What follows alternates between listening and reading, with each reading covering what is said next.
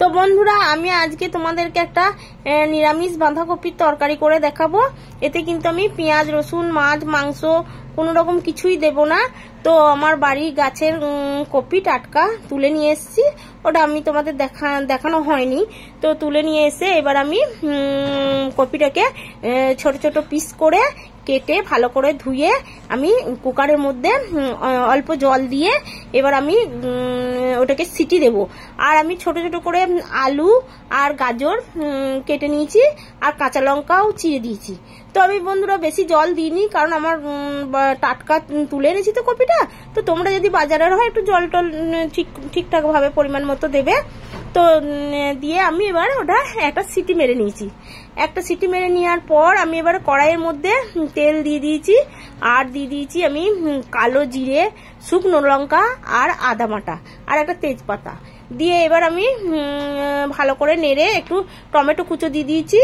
দিয়ে এবার আমি দিলাম জিরে গুঁড়ো, ধনে গুঁড়ো, হলুদ গুঁড়ো, লঙ্কা গুঁড়ো, এইসব গুঁড়োগুলো আমি তেলের মধ্যে দিয়ে দিয়েছি।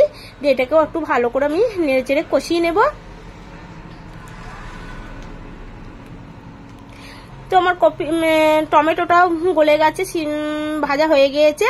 এবার আমি ওই যে কুকারের মধ্যে সিদ্ধ করে কপিটা রেখেছিলাম, এবার কপিটা আমি একটা চামচ দিয়ে তুলে এবার ওই মশলার মধ্যে দিয়ে আমি এবার ভালো করে একটু নাড়াচাড়া করে নেব। তো নিয়ে এবার আমি কিছুটা অল্প সামান্য একটু চিনি দিয়ে দিয়েছি।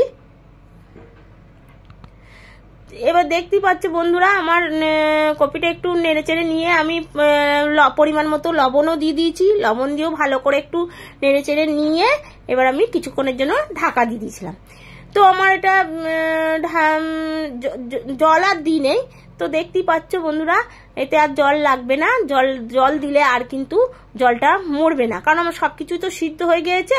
তো আমার কপিটা কিন্তু হয়ে গিয়েছে। তো কপিটা হয়ে গিয়েছে, এবার আমি লাস্টে এবার নামানোর আগে একটু ঘি, কারণ নিরামিষ তো কপিটা, তার জন্য আমি একটু ঘি ছড়িয়ে দিয়েছি।